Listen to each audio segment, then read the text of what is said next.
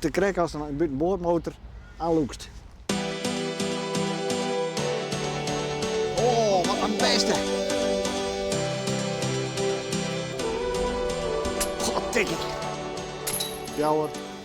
Ja, dit is natuurlijk lekker ontspannend. Waarom komen we hierachter? Dat deze baan weer. Ik kan best 12 uur best bezig met jou man. En dat doen we vaker in de weken. De sport heet discgolf. En deze oerwaaien kwamen uit Amerika. En het is eigenlijk de regels is ben zo om dus in zo'n kut mogelijk slagen dus in de koer te gooien. Maar zo dat is wel een heel groot eind, hè? Ja. En dan kan misschien al de andere kant, komt ook wel wetters in, hè? Maar als je, hij kan wel... Oh, jongens. Rapke. Ja. Dat is de hele verkeerde kant uit.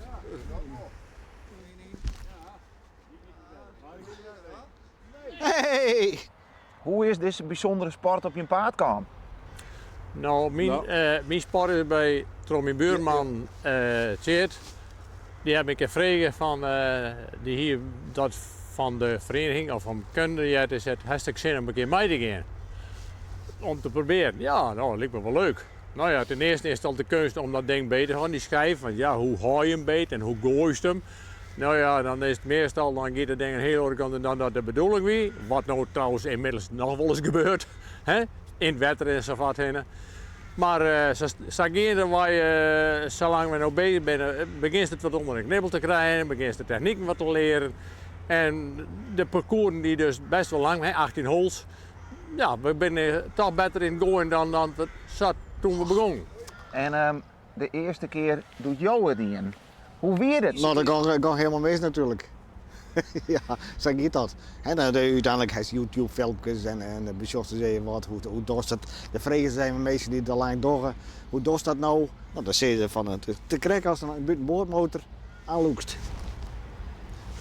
Zo moest het een beetje zien. En ja, je moest net te heen gooien, je moest net te leeg gooien. Ja, oefening baart kunst. Zo moest het zien. Het is lekker ontspannen. Je hebt met verschillende variaties te maken. Je hebt met Heudewien te maken, je hebt met Biem te maken, je hebt met wetterpartijen te maken. En het blijkt dus dat dit dus een baan is die dus weer iedereen in het heel Nederland komt. Dan zou ik een beetje rekening houden met het ding.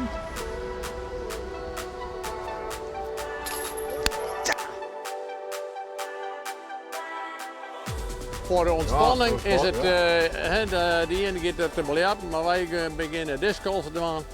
En het hoeft het net snel te doen. Het is voor jong en oud, want dan ben ik een hulprotte jongen die hier omzweeën mij en die dan intussen al de wedstrijdsport beoefenen. Maar wij zijn echt voor ons ontspanning en ons plezier ben we hier aan het gooien.